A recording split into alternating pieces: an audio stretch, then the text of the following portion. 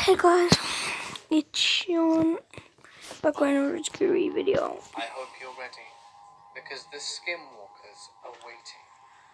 Why don't you join me in the woods? I'm sure they'll be delighted to meet you. So get comfortable and let the darkness take control. In Mexico, my aunt/grandma used to always tell us stories about people going to the hills at night, getting paralyzed in place by coyotes. And the people would wear coyote hairs as magic.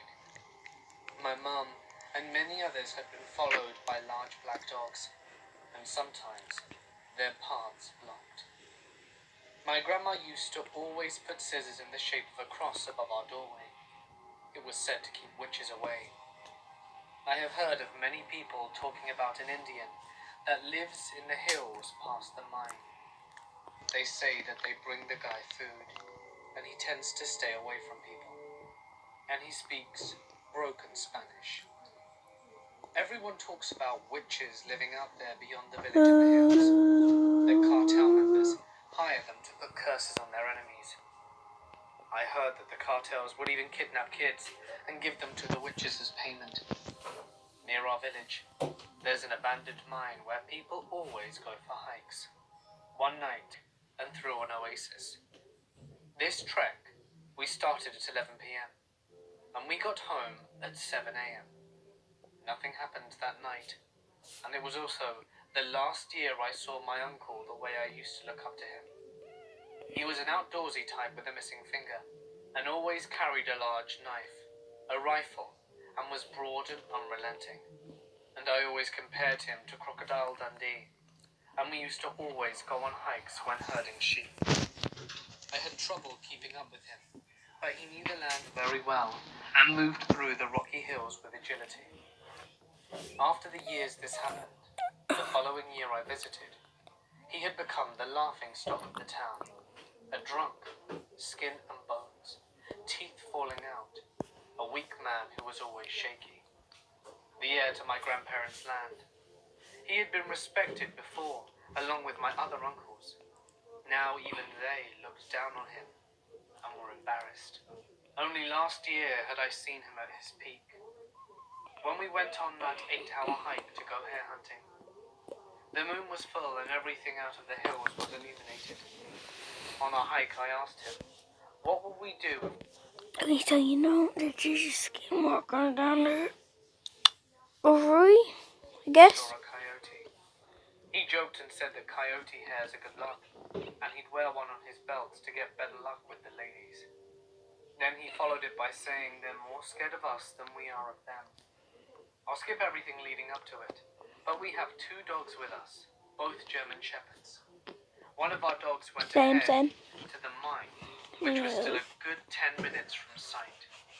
There were holes all over the ground, so we were going slowly. They both would occasionally get ahead of us and wait for us, or come back and repeat. They knew the path well, so it wasn't unusual for them to go ahead and wait near the mine.